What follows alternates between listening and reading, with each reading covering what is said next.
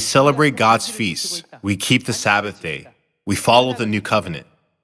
Whenever we say this, we come to wonder, thinking, how valuable is this truth that God would sacrifice his life, even shedding his blood, to deliver it to his children whom he loves the most? It is a spiritual masterpiece that God even sacrificed to give us, his beloved children. 13 years after selling the territory of Alaska for $7.2 million, the Russians would have wailed and beat the ground when they realized that $300 million worth of gold was buried there. Those who do not fully understand the value of the Sabbath day, the Passover, or the 7 feasts in 3 times may wonder, how precious is it to keep the Sabbath day?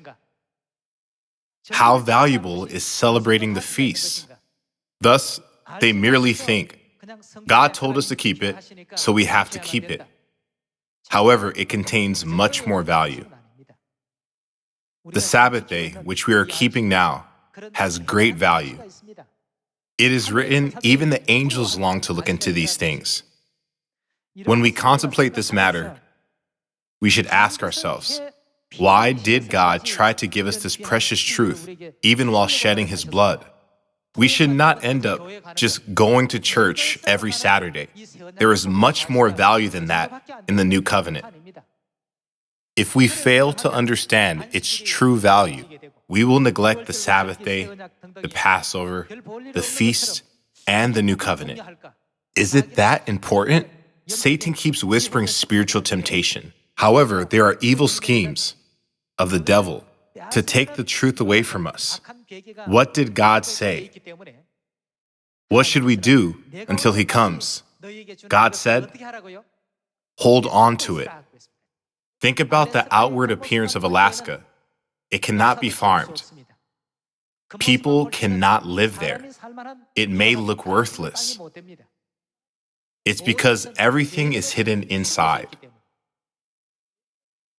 It is the same with the Sabbath day and the feasts we keep today. The same is also true with the truth of the new covenant, which God taught us when he came to this earth in the flesh a second time in the last age. How valuable is it that it is written, what is seen is temporary, but what is unseen is eternal. The value is eternal. It cannot be described in words, right?